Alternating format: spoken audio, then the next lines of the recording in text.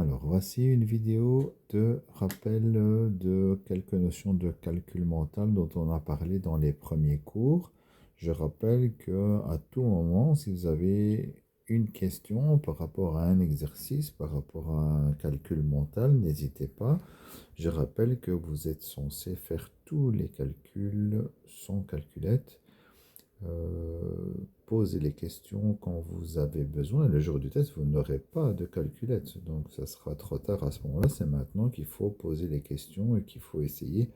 Il est nécessaire le calcul mental pour différentes notions qui arriveront plus tard. Et la calculette ne pourra pas vous aider pour faire certains exercices. Donc, c'est indispensable.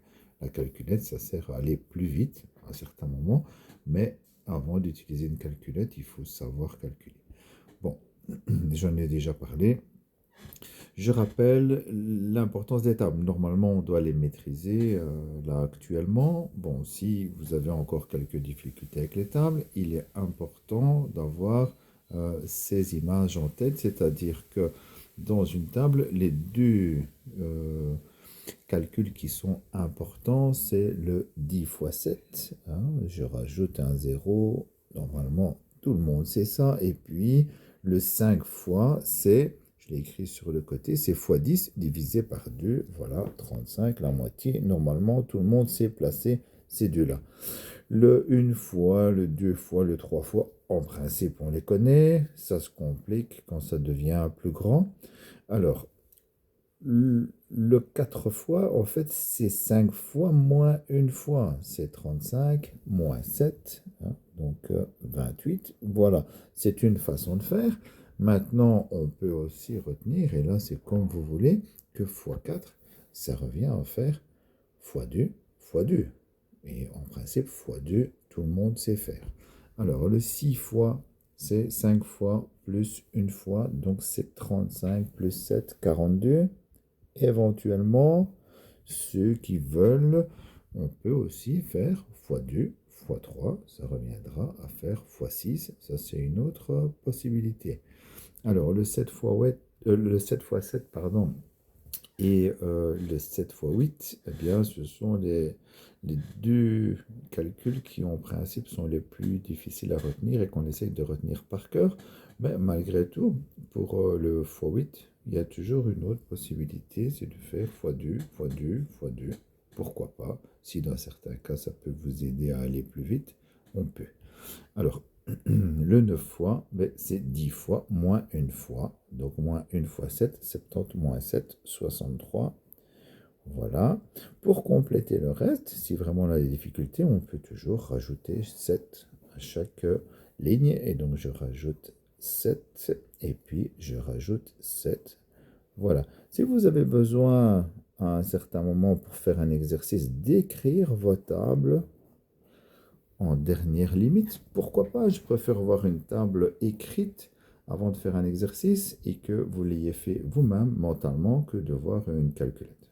Voilà, maintenant ça doit s'accélérer petit à petit, mais dans un premier temps, pourquoi pas? Donc je vous ferai une photo de tout ça pour que vous ayez tous les trucs, hein, pour ceux qui en ont besoin. En tout cas, ceux qui n'ont plus besoin, bah, tant mieux, ça veut dire que c'est réglé.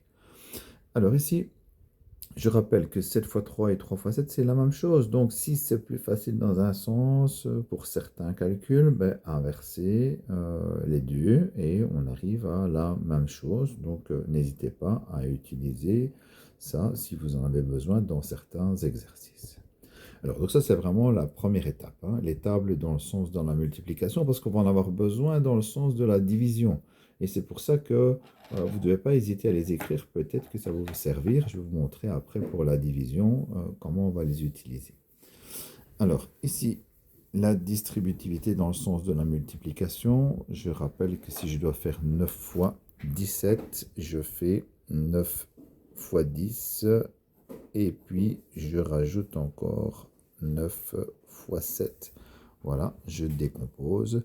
Hein, ça, en principe, vous connaissez. Donc, si jamais ça a été trop vite ou si vous avez une question, n'hésitez pas. Hein. Si vous maîtrisez, tant mieux, on passe à autre chose. Une fois que la vidéo sera en ligne, ça veut dire que si j'ai pas de questions, ça veut dire que vous maîtrisez.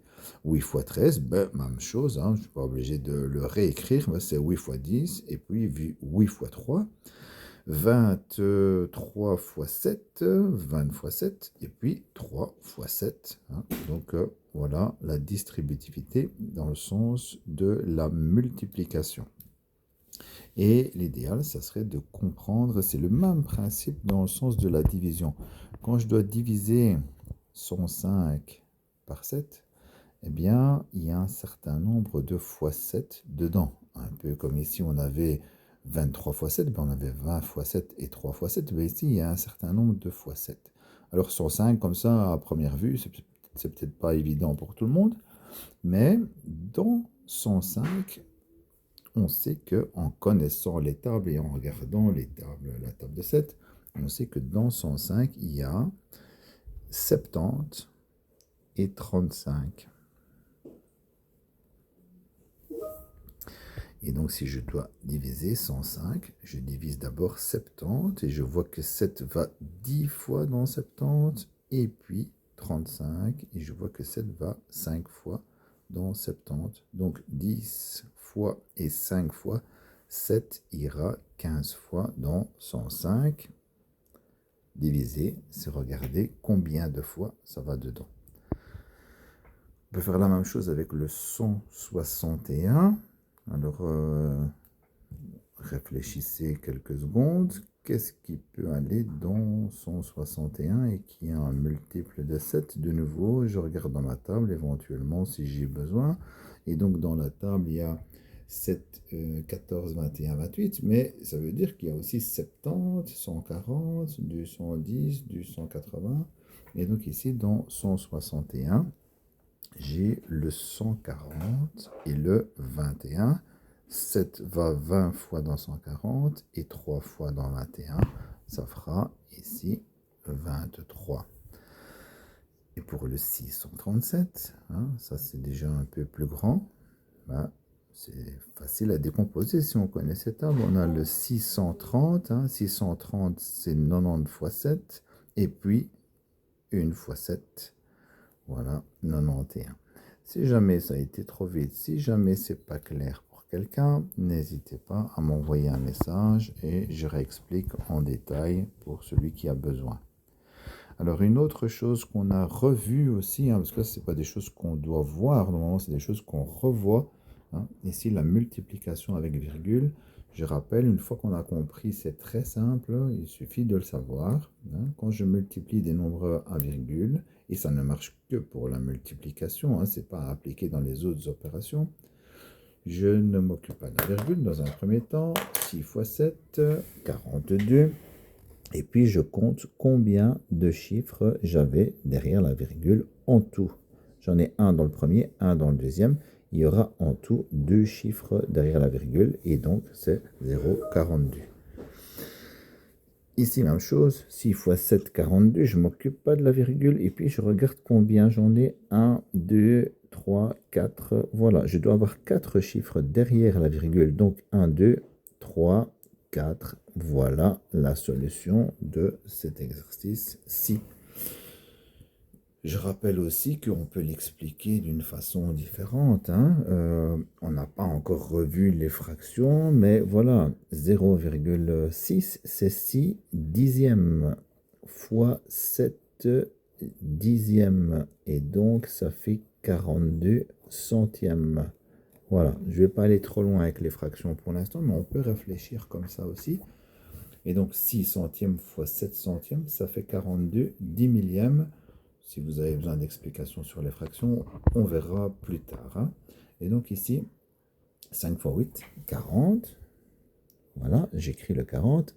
1, 2, 3 chiffres derrière la virgule, 0,040. Voilà, je vous laisse les deux derniers à faire vous-même. Moi, je vais mettre les corrigés et puis je ferai une photo de la page. Comme ça, on verra si vous avez compris.